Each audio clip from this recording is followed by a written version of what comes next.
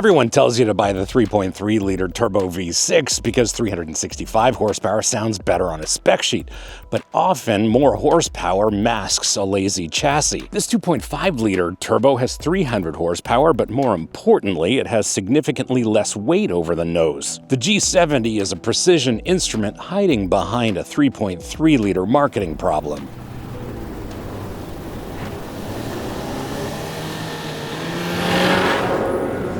I'm your host, Brian Makse, and on this channel, you get reviews for drivers from drivers. Now, the obvious place to start is the obvious place Genesis doesn't want you to start, because if you understand what's actually going on underneath the hood of this G70, you might not want to upgrade.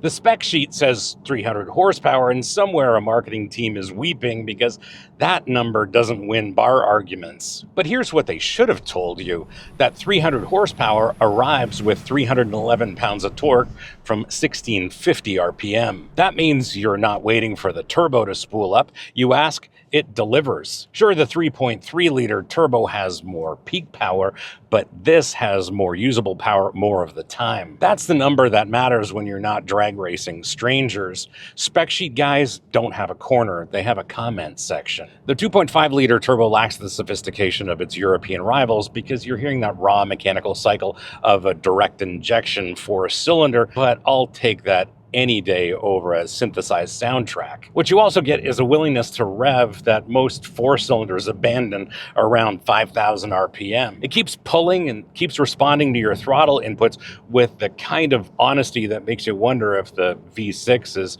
simply here to sell you a soundtrack. Genesis gave the GB70 an 8-speed automatic and taught it some manners. In normal driving, it's basically invisible. Quick upshifts, no drama, but then you put it in sport mode and it'll actually hold gears through corners instead of making calculations about which gear you actually want at any given time and totally ruining the corner for you. These paddles aren't decorative either. There's maybe 150 millisecond lag between your request and the execution. It's not dual clutch quick, but it's quick enough to qualify this as a driver's car. This 2.5T makes 82% of the 3.3T's power with exactly 19% better fuel economy. That math works better than Genesis wants you to notice, and that's the 3.3T's problem in spreadsheet form. More margin, more bragging rights, and less of what you actually feel. At wide open throttle, it does sound like it's working hard, which some people hate. If you value acoustic theater over mechanical honesty, well, Genesis will sell you a V6 with its sound augmentation. Subscribers get notified when new episodes drop on this channel. Non-subscribers hope the algorithm will show it to them eventually. And if you want to see when new episodes drop on this channel, well, that's what the subscribe button does.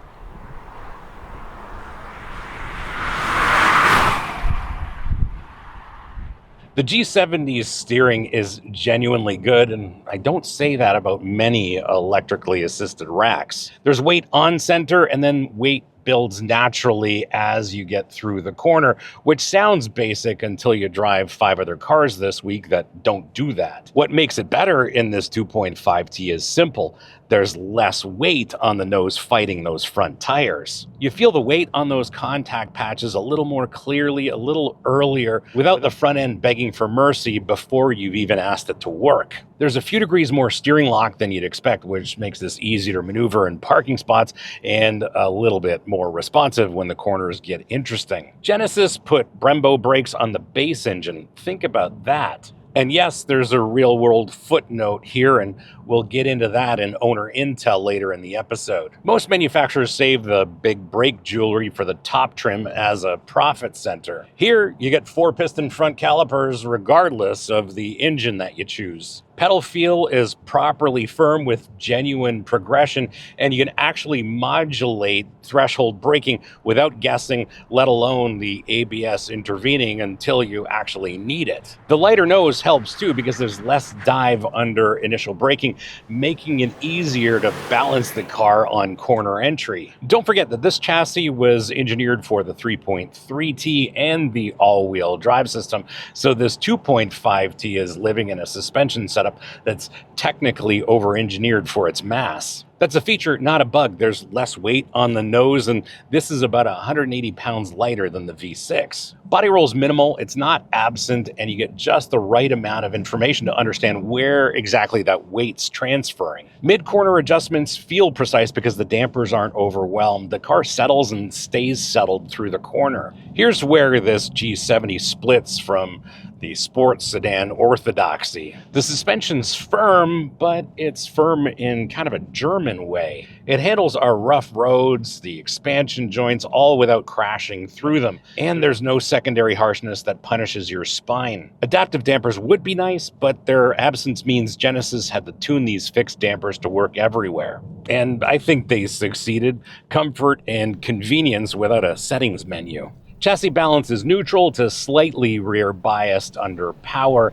and you can actually get this car to rotate if you ask nicely with your right foot. What I did discover is, even though I fully switched off traction and stability systems, well, turns out there's a little bit of that system ready to intervene and save you from yourself. If you want to support the channel beyond just watching, well, the merch store is open, and your support there means more time for us to produce episodes like this and less time worrying about manufacturer blacklists. No pressure, just an option. The hip point's low enough that your center of gravity feels part of the chassis instead of just being suspended above it. The seat is exceptionally comfortable. There's enough thigh support. Bolsters are here, but they're definitely not aggressive. I've got the perfect interface to the wheel and to the pedals here because there's lots of adjustment in the seat and the steering column. But if you're taller than about 6'2" or 6'4", you might want to test fit a G70 before you buy. Visibility is fantastic in all directions. The A-pillars are on the narrow side, so it's easy to see around them. Large outboard mirrors, adjust those in your rear view mirrors properly, and blind spots aren't real. Plus, Genesis has that blind spot camera system and the image displays in the instrument cluster. Climate controls are a mix of touch and physical buttons and dials, and best part here is that you actually have a volume knob. The infotainment system, of course, is touch-based. I just run it on Apple CarPlay, and I'm very happy that way. Drive mode selector is here, which is fantastic because that means you can keep your eyes on the road instead of having to dig deep into the infotainment system and find the button. This is the Prestige trim, so it gets lots of leather in here, and it's gorgeous, but build quality is the real story. There's no rattles, no gaps, no misaligned panels. This interior may not photograph as impressively as some Europeans, but in 5 years, I'll bet you it'll hold up a heck of a lot better. This bin's big enough for everything you need on a daily basis, your phone, your wallet, your keys, whatever the case is. There are bottle holders in the doors, and these cup holders are oriented slightly out of the way, out of the driver's cockpit, which is absolutely perfect. There's 10.5 cubic feet of space in the trunk, which is fine because you're not buying a G70 to move furniture. And if you are, well, there's a GV80 with your name on it. We've seen the full digital instrument cluster in other Genesis models, and that's impressive. This one has a combination digital and analog, and it doesn't come off like a cost-cutting measure. It's the speedometer that's actually analog, and for me, that's easier to read when you're at speed. The like button tells YouTube to share this with more people like you who are interested in an episode like this. And if this gave you more information than a brochure or a press release, well, that's the entire ask.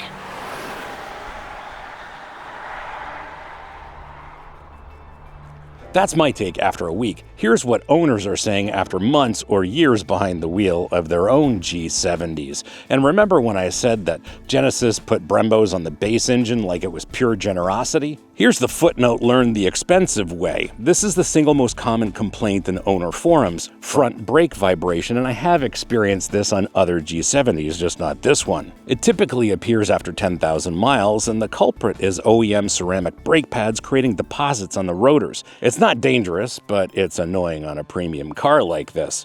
The fix owners have validated, swapped to semi-metallic pads like the PowerStop Z23 or EBC Red stuff. Problem solved permanently. Budget between $600 and $800 and do it before the pulsation starts. Second, the dealer experience varies widely by geography. Here in this part of the world, the dealer experience is top-notch and full concierge. And that's the thing, it's genuinely excellent when it works. Pickup, loaner cars, the whole luxury treatment. But some owners report long waits for oil changes at Hyundai-affiliated service centers. Research your local Genesis dealer's reputation before signing anything, and that matters more than you think. The other consideration is that you really need to treat this as a 2+2. Small children fit just fine, but even me, I have a hard time fitting behind myself in my own seating position. The 10.5 cubic foot trunk fits what you need for daily life, but not what you need for a family road trip. Bottom line from owners, the G70 delivers on the driving experience and the value proposition, but expect to replace the brake pads if you're a driver like me. Vet your dealer and accept the packaging compromises. If you own one of these or have some quality seat time with one of these, let me know in the comments what I got right and what I got wrong, because ownership experiences are much more valuable than anything I can learn in a week-long press loan, and I always read those comments. So is the 2.5T the smarter driver's car or the cheaper compromise? Well, here's your answer. 180 pounds lighter doesn't sound like much until you feel how differently this chassis responds. The V6 has more straight-line drama, but this car has more clarity, more communication, more of that indefinable quality that makes you want to take the long way home. The base engine isn't the budget option, it is a precision instrument, still hiding behind a 3.3-liter marketing problem. If you're one of those drivers who's chasing 0 to 60 times or stoplight bragging rights, well, buy the V6. But if you're the kind of driver who appreciates how a car settles mid-corner and responds precisely to your throttle inputs, this 2.5T is the sleeper in the lineup. And that's because it feels more connected to the road because it's not fighting its own mass. This 2.5T's competition isn't the 3 Series or the A4. It's the version of itself that has 65 more horsepower and better dealer margins. That's the G70 2.5T. Subscribe if you want to see more reviews like this. Don't if you don't. Comments are open if you disagree. And if you want to support more of these, well, the merch store is open. See you on the next one.